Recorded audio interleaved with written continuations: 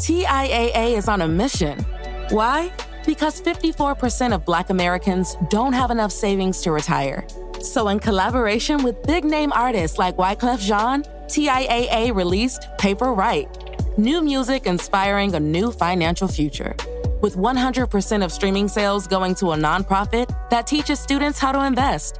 Stream Paper Right now and help close the gap.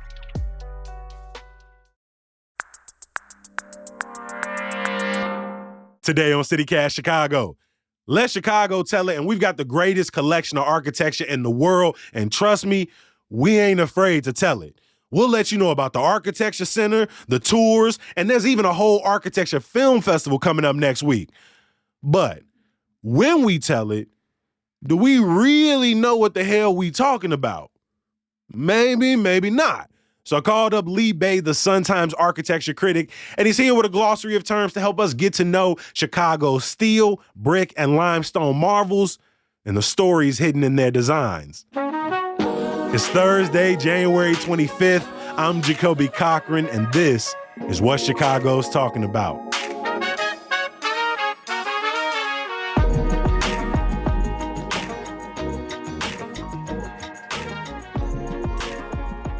What's good, Lee? Welcome back to CityCast Chicago. Thank you. It's good to be here, my friend. Let's start with this big question. Why do we spend so much time in Chicago talking about and obsessing over architecture? Even in casual conversations, it feels like it comes up a lot. You know, it really does. I mean, it's like the other sport in town, right? Discussing architecture. You know, part of the reason is because our history is so wrapped up in our buildings. You think about the World's Fairs, plural, both 1893 and 1933. You think of the Great Migration, public housing. I mean, all that stuff. The history of Chicago and its people is written in its architecture. For years, for most of the city's existence, the best firms and architects to ever practice in the game were either from here or they did their best work here. Oh, okay. And in that, plus being wrapped up, in our own personal histories, goes a long way toward making architecture so important here. Let's get into talking about some of the different building styles, some of the different architectural styles that are not only seen in our beautiful downtown, but across neighborhoods. And for me, I got to start at home. I grew up largely on the South Side with my grandmothers living in Beverly, in Chatham, and Calumet Heights. And they all lived in what I grew up to know as a bungalow, right? I know a lot of people have heard this term, whether it's bungalow or bungalow belt. But what does it actually mean? What does a bungalow actually look like? And what's the history in Chicago? Well, a Chicago bungalow is a particular thing. I mean, the term bungalow had already existed. Comes out of Asia. For these kind of small houses. The Chicago bungalow is kind of a different animal, where it's a 1.5 story building, so a house. So it has the first floor and an attic, and it was able to be repeated, to be built over and over again efficiently, which was the perfect house for a growing city. It's fireproof, which for reasons we both know is really important. Chicago had tons of clay pits around it, so you could get the building material quickly to make the bricks to build the house. But the beauty of it is, in addition to it being a flat out beautiful house in and of itself, it was affordable. And in its affordability, it had everything that the rich guy's house had. It had a fireplace. Sometimes it was real, sometimes it was faux. It had decorative brick, had Spanish tile roofs, it had art glass. It had everything that the rich guy had, and land around it, a small city lot. And that's what made it so popular. And they're durable. I mean, these things are a century old now, and you can walk into one now and it's in mint condition. For sure. And again, I grew up surrounded by them over off of 87th and Ashland. But when you think about like the term bungalow belt, oftentimes we're referring to the southwest, southeast side, the northwest side. Is there a reason they tend to be concentrated in such ways around the exterior of the city? That's where the growth was in the city. That's where by the 1920s, where there was land to build on. And also, it puts you close to some factories. It puts you close to transit, streetcars that could take you to factories. But it was open land there. So from the bungalow 1.5 story to another term people will hear a lot is graystone. When you're thinking about the two flats, maybe the three flat apartments, you know, brownstone has such a sort of, I feel like is in the cultural lexicon in New York. But I don't know if the graystone is, but essentially they're very similar in nature.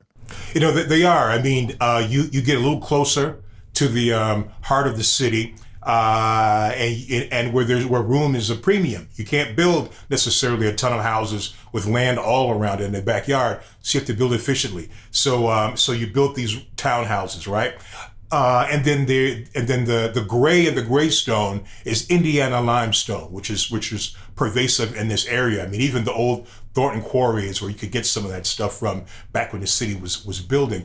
And you know, and this gives Chicago the gray and the graystone. You know, it's a very durable stone, beautiful to look at, and you know, you can see it everywhere from Bronzeville to Inglewood to North Lawndale. I mean, a ton of bungalows and graystones at this point feel like they're in rehab phase. So many things are, in many cases, being gentrified in neighborhoods or being, you know, sort of torn down and replaced with a modern version of the two flat or the bungalow. Are graystones still something that are being built in Chicago? Not in the way it was in the past. I mean, the building material is very expensive today.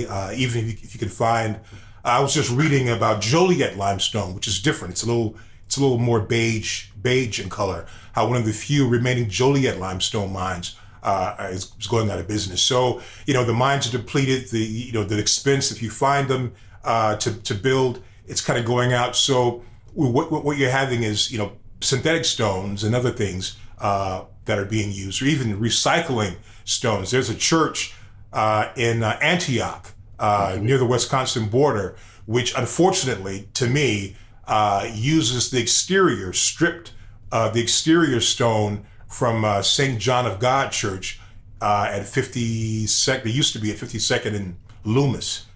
You know, so you get that on occasion. But yeah, there are other stones, synthetic stones, that have come into play now.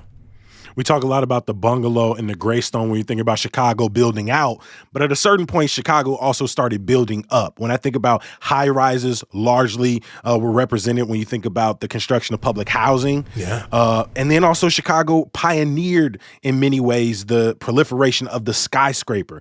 But those two aren't one and the same thing. What's the difference between like a high rise and a skyscraper in modern terms? Because that's obviously changed over the decades.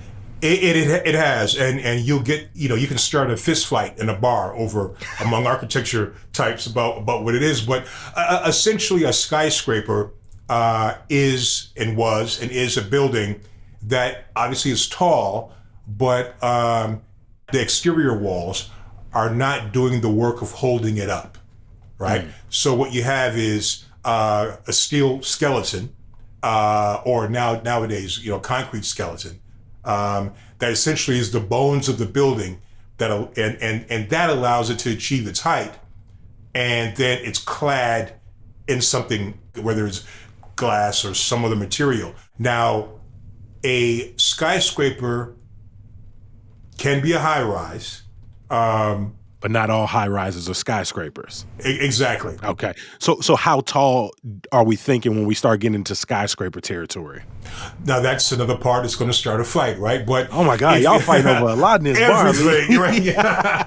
And we haven't even served any drinks yet, and we're already brawling, right? You know, tall and super tall. So I'm old, right? So I'm 57. So Sears Tower, Willis Tower, Sears Tower, tallest, Sears Tower. Right? Tallest building in the world. From the time it was built in 73 all the way to the 90s, right? Now it's something like the 22nd tallest building, or 23rd tallest building.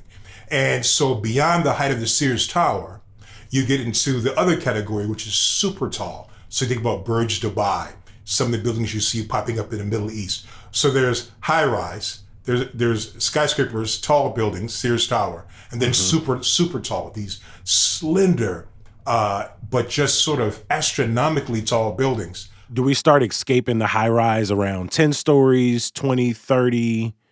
Like when have we made that sort of jump? So, you know, it's going to start the fight. But I need you to put some trunks on. What side? Which corner you in? All right. Well, so I'm going to say that anything over 15 to 17 stories, that's the transition point. So it's a high rise. Beyond that, beyond 15 stories, 14 stories, it's a skyscraper because again, it's going to need the bones to hold it up. Beyond 1,200 feet, then it's up until 1,200 feet, it's tall. I would say beyond that, it's super tall. I mean, when we think about a high rise, right, so much comes to housing, but I think high rises are very interesting in our history because they really talk about perception. They really talk about the difference in class because you could think of high rise and now you might think, oh, a high end building, a building with amenities, a building with a doorman. And yet high rises for so long were the building style of public housing, which was the opposite of amenity field, right? Resource deprived, often sort of left to their own devices. You know, how has the story of the high rise also been the story of Chicago?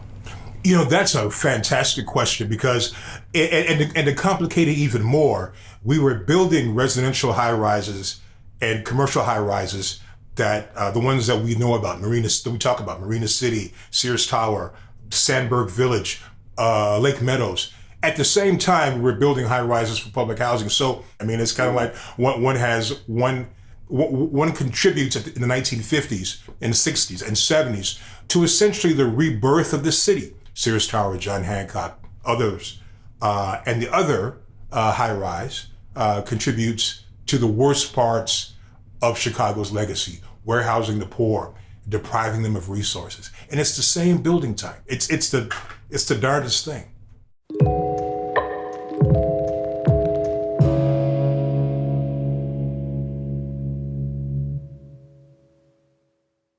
So far in this conversation, we've talked a lot about building types, some things that I feel like if you were walking in Chatham, you saw a bungalow, you could point at it and go, that's a bungalow. You see a gray stone, you know, well, that looks pretty gray, looks like limestone, that's a gray stone, right? All right, high rise, skyscraper. But now we also thinking about, when we're thinking about architecture, we're thinking about architectural styles in Chicago. One that a lot of people probably think they recognize in Chicago, but definitely comes up a lot is something like Art Deco. Right? That's not a bungalow. That's not a high rise. That's a style. But what does it mean when someone says a building is an Art Deco style building? And what are some examples? Well, you know, Art Deco comes out of France, right? Out of this essentially a World's Fair from 1888. And it's this sort of stylish, you know, where the building style is represented in the architectural detailing of it. So we think about an Art Deco building. We think about, for instance, the Carbon and Carbide building downtown. It stands out. It's so fire. It really is. Fire.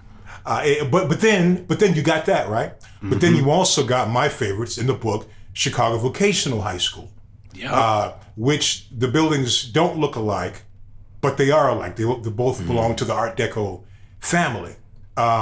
If you're ever in the Gold Coast, off the streets, into streets like Astor and others, you may see a row house, a townhouse or two that has an Art Deco style. And usually, again, this really high style way that the ornament is applied. It usually, curves and it kind of applies to nature and that kind of thing. It also is a brother. It gets so complicated. See, this is why we fight. It's also related in some reason and influenced by Egyptian architecture. So what's happening in the 1920s is that King Tut's tomb gets opened up. And people are like, what, Egypt? My God. And so if you look at the Reedy Storage Company building on Clark Street in, I think, Lakeview, that's an example. If, for listeners who really want to get on and get on the internet, look up the Knights of Pythias building, Pythias. They used to be at 38th and State, designed by Black people for a Black fraternal order, built for Black people. And if you look around, the terracotta of that building still pops up now and then in museums and that kind of thing. But it's an Art Deco building, but it's I was like, isn't the like that Skidmore, Owings and Merrill like Sphinx-like building? Uh, well, it would sort of predate that. Skidmore, Owings and Merrill really comes a little bit later. I mean, Okay. And they're really known for these sort of steel and glass buildings, like Sears Tower, like John Hancock Building. So we're talking about this sort of the last gasp of this kind of very ornamental architecture that takes place before we go full modernism, and we get into the work that Mies van der Rohe did and others did that brings us down to steel and glass minimalism, modernism. So let's move there. We're moving from the sort of Art Deco, the opulence of what the 20s and the 30s. What is driving this move towards modernism, and how can we identify that wave and that style? Well, some of the roots of this goes back to 1930s Germany and the Bauhaus movement. And these movements are like saying, enough with the past, enough with these neoclassicist styles. We are of this moment, and our architecture should reflect this moment. So gone. So get rid of the columns and the Gothic church like the buildings, your tribunes and your Wrigley buildings, these revival buildings. Exactly, right. And in that modernism, in that time, as a time, that time should be expressed very much by the lack of ornament, the rationality of the architecture, the beauty of the architecture will come from the form of the architecture, not necessarily what's applied to it to make it pretty. So the Nazis in Germany closed the Bauhaus. They said that's decadent. Not only is the architecture practiced there decadent, the art that's practiced there decadent, and y'all decadent. So get out. So they're like, we got to get up out of here. So people like Mies van der Rohe, Peter Hans, and others, they come to America, and many of them come to Chicago, where people are, where by the 1920s and 30s and 40s, Chicago is rebuilding itself again. So IIT. Illinois Institute of Technology, their College of Architecture and Design and Photography are sort of bringing these people in. In fact, there was actually the new Bauhaus that was at IIT in those early days. And Chicago, because you're absolutely right, there is a bottom line to this. If I have to build a building that's 80 stories, I'm not going to want it to look like a Roman Senate building. I'm not going to put columns and that kind of stuff. So modernism, there is an economic value to it. Yeah. You also see in some of those buildings a little bit more like public space. I'm thinking about outside of the Daily Center, but then as we move towards postmodernism, like which might come up a lot as people think about like the Thompson Center, for example, you do see a return of some of that maybe gaudiness, maybe in form though, right? Maybe it's not in ornaments of like, oh, there are gargoyles and owls hanging off of everything. I mean, Harold Washington Library's got a little bit of that, but you do see people kind of getting a little bit more creative and expressive. So how does postmodernism change modernism a little bit? What are those key differences? Well, like anything, over time, it gets played out, right? So by the 1970s, late 70s, early 80s, there had been 30 years of the black box.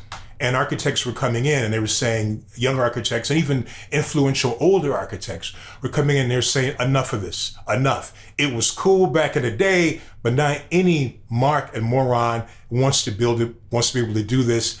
And the revolutionary nature of what it once was is lost.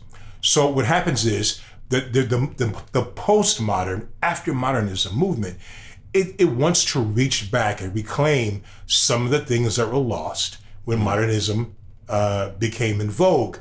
But the idea is not necessarily, you look at NBC Tower here in Chicago, over on Cityfront Plaza, wherever it is over there. It clearly is a reference, it's a clear reference to a 1930s building, Art Deco a little building. Deco. Exactly. So it looks back. As it looks forward, it looks back. And then you compare that to the Thompson Center, which looks forward more than it looks back, right? It's saying we will take the elements of what made a building, a government building. We'll take those elements. We'll take the dome. Give me that. Give me the plaza. give me the red, white, and blue, but let me apply it in a way that's modern, that's contemporary. Because it also looked like a mall. It did, exactly, right? And futuristic in a way. So postmodernism kind of does that. It refers to the past. It can sometimes repeat elements of the past, and then sometimes it can take elements of the past and remix them and place them into a contemporary context. There are so many other terms that we didn't get to in this conversation that people can learn about in your book, they can learn about at the Chicago Architecture Center. Before we let you go, I feel like we've learned enough to better ask this question. With all the photographs you've taken, all of the tours you've given, everything you've learned, what is one of your favorite buildings in Chicago? Oh, that's a good one. As of late, it's really been Pride Cleaners and Chatham's, 79th and St. Lawrence. Can you describe it? So this is a building. This is a cleaners, a dry cleaners that has what's called a hyperbolic paraboloid roof. So it's a concrete roof that's tilted almost like a glider, a hang glider. Built in 1959, is very much of that time. I absolutely love that building. Of newer buildings, I like Aqua Tower, Jeannie Gang's building. I'm seeing, and I'm going to see more of it for the column, but I'm liking Salesforce Tower. These are one of the 3 buildings at Wolf Point that have been built. This one just opened in December. So these are glass buildings, ubiquitous blue glass buildings, but I'm kind of liking that as well.